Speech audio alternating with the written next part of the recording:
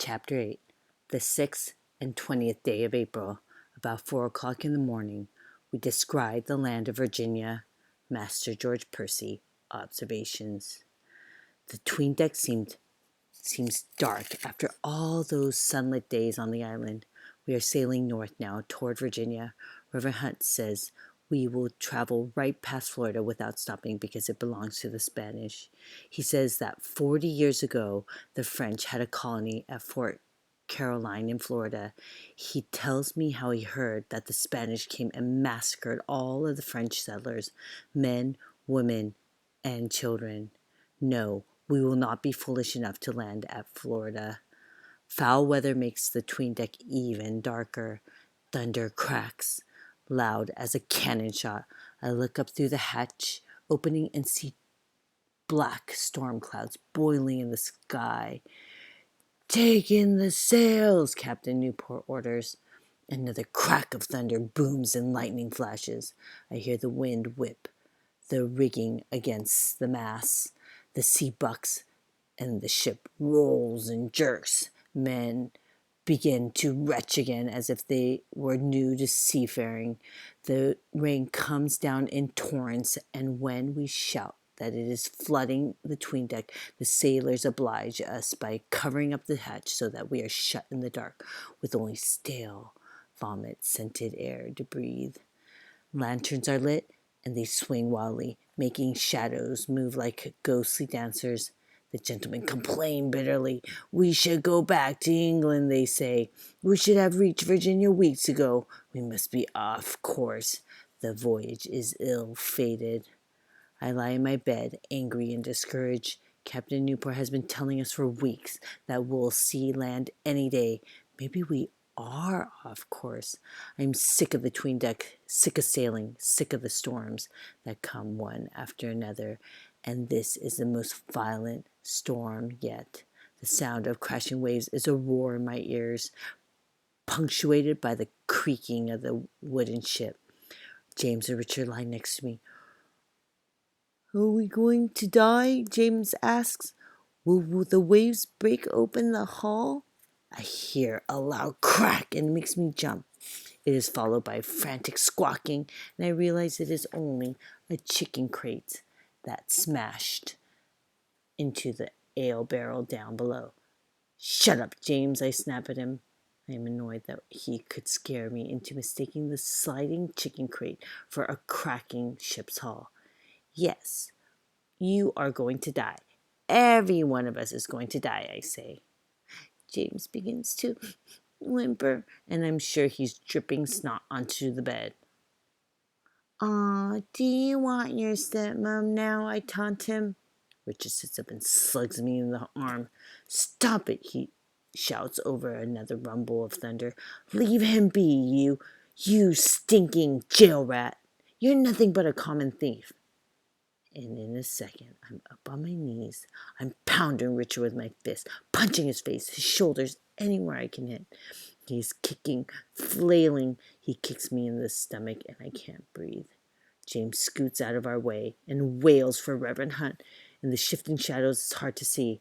I swing. My fist connects with Richard's teeth, and I feel my knuckles cut open. Now Richard is on his feet. He whacks me in the side of the head. I feel dizzy, but I jump up, ready to meet him toe to toe. Strong arms close around my chest, dragging me back away. I see Richard's face, blood dripping from his mouth down his chin. It is not Reverend Hunt who has dragged me away. I will not get a sermon on how fighting is not the Lord's way, but I must learn to act from love instead of anger. No, it is Captain Smith who has a hold of me. I know better than to struggle. He drags me to where the chain bolts lie, then releases me. "Stand on one foot," he orders. I hesitate a moment, thinking this is a stupid thing he has ordered me to do. He cuffs me for my hesitation. It is the first time he has hit me, and it makes me want to run, but there's no place to run to. "Stand on one foot," he shouts, and I can do this ridiculous thing or be cuffed again. Harder. It is difficult to balance on a rocking ship, but I try. I lift my leg, balance on my right.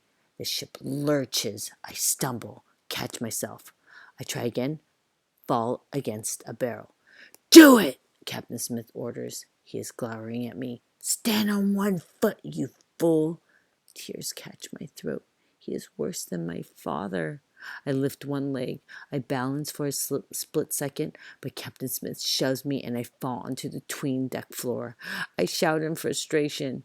He stands over me. Does it work, Samuel? He demands. Can you stand on one foot when a storm rocks the ship? Can you keep your footing when I shove you? I'm bewildered and angry. I shake my head. No, I cannot balance on one leg in a storm. Captain Smith picks up the chains that recently held him prisoner. In London, it might have worked for you, this standing on your own, treating other boys as if they don't matter. In Virginia, it will not work. Do you understand me? The wilderness is like a ship in the storm. We will need one another to survive.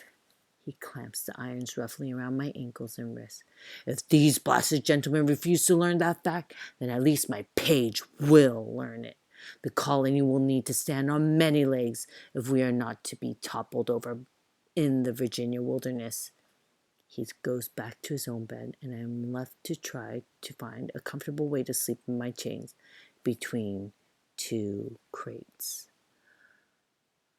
Land ho! The shout comes before dawn. It is followed by a loud ruckus up on deck, whooping and hollering, laughing and stomping. Everyone on the 'tween deck is awake in an instant. Captain Smith calls across to Reverend Hunt. Reverend, did you pray up that storm last night? From the sounds of it, it blew us straight to Virginia. I'm cold and stiff from sleeping chained, curled up in a small place like a snail. I rub my eyes. My head hurts and my jaw aches. I need a slop bucket badly, and there's none within reach. I'm too proud to call for help, though, so I grit my teeth and wait. Someone lights a lantern, and men begin to stir.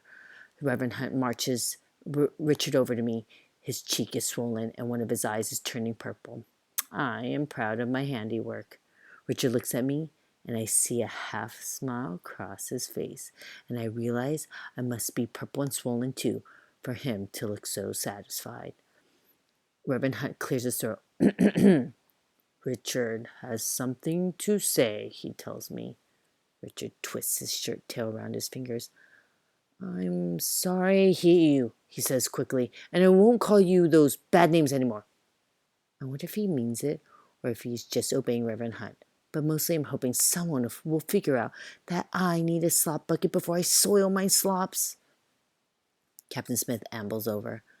As I remember, it was important for someone to bring me a bucket in the morning when I was locked up in those things, he says. And yawns, but Samuel doesn't need anyone, so I suppose we'll just leave him be. That's the way he likes it. The three of them start to walk away, and I'm about to burst. I jump to my feet. Captain Smith, sir, I call after him. Might I please have a slop bucket? Captain Smith looks at me and laughs. Me, an officer, serving my own page? I think not. I dance from one foot to another. Why is he tormenting me? I certainly cannot ask Reverend Hunt to bring it to me. Then I understand.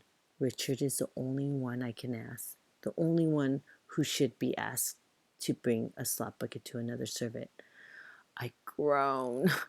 I can't wait much longer. I'll be embarrassed beyond words, and I have no clean slops to wear. Richard. I try to keep the desperation out of my voice. I'm sorry for punching you last night. Bring me a bucket, would you? Richard glances at Captain Smith and grins, enjoying his moment of victory. But Captain Smith puts a quick stop to the gloating. Don't make the boy wait. Hop to it, he says. The moment Richard sets the slop bucket down, I drop my slops, have a seat, and relieve myself. Captain Smith seems satisfied with what I have learned about cooperation, but he unclamps my chains. Don't let your anger get the best of you, Samuel, he says. Learn to channel it, and it will become your strength rather than your weakness. I have seen that he has been channeling his anger at Master Wingfield and Captain Radcliffe into his writing. He is telling his side of the story. I turn my attention to the excitement at hand. Have we really found Virginia? Master Wingfield pounds on the closed hatch. I demand to know what is happening up there, he shouts. Finally, the sailors pull open the hatch and send down reports. We have entered a bay. There are tall trees along the sandy shoreline. There is no sign of savages. Then they tell us we're dropping anchor. A party will go ashore to explore. At last, we are allowed up on deck for our first sight of Virginia. It is green, quiet, and desolate. There are no natives coming to us in canoes as they did in the Caribbean islands. There are no houses, no huts, just wise old trees in spring leaf, standing guard over the sandy shore, quiet, desolate, and free. We can pick any place, any piece of forest or meadow, and make it ours. A group of gentlemen and sailors get ready to go ashore. Bring picks and shovels, Master Wingfield orders. Captain Smith scoffs. I guess we find a place to live before we go digging for gold. We can't eat gold. Master Wingfield gives him a disdainful look. Did you not read your contract with the Virginia Company? The part where it says we are to turn a profit for the company as soon as possible? We will eat the supplies we brought and dig for gold. The Godspeed and the Discovery are anchored nearby as well. I watch as the longboats are rowed to shore.